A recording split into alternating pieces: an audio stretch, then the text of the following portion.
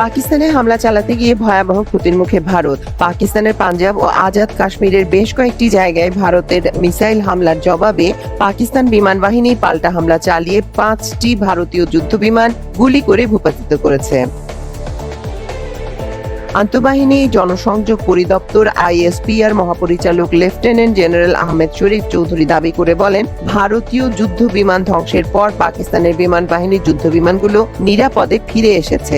ভারতীয় বিমান বাহিনী ধ্বংসপ্রাপ্ত জেটের মধ্যে 3টি ফরাসি তৈরি রাফায়েল, একটি Su-30 এবং একটি MiG-29 রয়েছে বলে রয়টার্সকে জানিয়েছেন পাকিস্তানের সেনাবাহিনীর একজন সামরিক মুখপাত্র।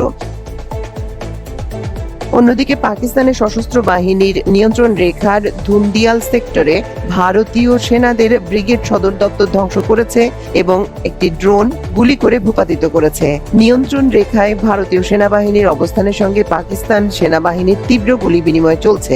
এদিকে ভারতের মিসাইল হামলায় এখন পর্যন্ত 8 জন নিহত ও 35 জন আহত হয়েছে। দেশটির DGFI মহাপরিচালক আহমেদ শরীফ চৌধুরী এ তথ্য নিশ্চিত করেছেন। তবে পাকিস্তানের বিমান ভূপাতিত করার দাবি সম্পর্কে ভারতীয় কর্তৃপক্ষ কোনো মন্তব্য করেনি। এসব যুদ্ধ বিমান ধ্বংস হলে তা হবে কয়েক দশকের মধ্যে ভারতীয় সেনাবাহিনীর জন্য সবচেয়ে বড় ক্ষতি, ফলে যুদ্ধ তীব্রতর হওয়ার ঝুঁকি তৈরি করবে। অন্যদিকে কাশ্মীর সীমান্তে ভারত পাকিস্তান উত্তেজনার নতুন মাত্রা পেয়েছে।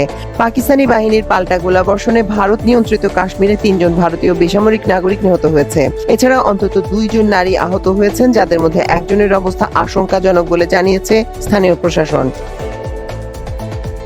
ভারতীয় সেনাবাহিনীর পক্ষ থেকে বুধবার সকালে জানানো হয়, এই গোলাবর্ষণের ঘটনায় 3 জন বেসামরিক নাগরিক নিহত হয়েছে। আহত 2 নারীর মধ্যে একজনকে সামরিক হাসপাতালে স্থানান্তর করা হয়েছে।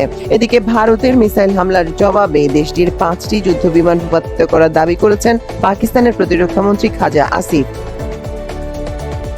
মার্কিন সংবাদ মাধ্যম CNN-কে বুধবার এ তথ্য জানান তিনি। এছাড়া কয়েকজন ভারতীয় সেনাকে আটকের দাবিও করেছেন তিনি। খাজা আসিফ জানিয়েছেন, যদি ভারত আগ্রাসী মনোভাব বাদ দেয় তাহলে তারা তাদের সঙ্গে আলোচনায় বসবেন, কিন্তু ভারত যদি আগ্রাসী কিছু করে তাহলে তারা অবশ্যই জবাব দেবে। খাজা আসিফ বলেন, যদি এসব শত্রুতাপূর্ণ কর্মকাণ্ড বন্ধ হয় আমরা অবশ্যই ভারতের সঙ্গে কথা বলবো। আমরা চাই না এই পরিস্থিতি আরো খারাপ হোক, কিন্তু ভারত থেকে যদি শত্রুতাপূর্ণ কিছু আসে তাহলে আমাদের জবাব দিতে হবে। যুদ্ধবিমানকে লক্ষ্যবস্তুতে পরিণত করার পাশাপাশি ভারতীয় সেনাবাহিনীর ব্রিগেড সদর দপ্তরে হামলা চালিয়েছে পাকিস্তান। মঙ্গলবার মধ্যরাতে পাকিস্তানের একাধিক জায়গায় মিসাইল ছুড়ে ভারত। এর জবাবে তাৎক্ষণিকভাবে নয়াদিল্লির বিরুদ্ধে পাল্টা হামলা চালানো শুরু করে ইসলামাবাদ। দেশটির নিরাপত্তা বাহিনীর একটি সূত্র সরকারি টিভি চ্যানেল PTV-কে জানিয়েছে, ভারতীয় সেনাদের ব্রিগেড সদর দপ্তরে হামলা চালিয়ে এটি ধ্বংস করা হয়েছে। মাল্টিমিডিয়া ডেস্ক, আমার দেশ।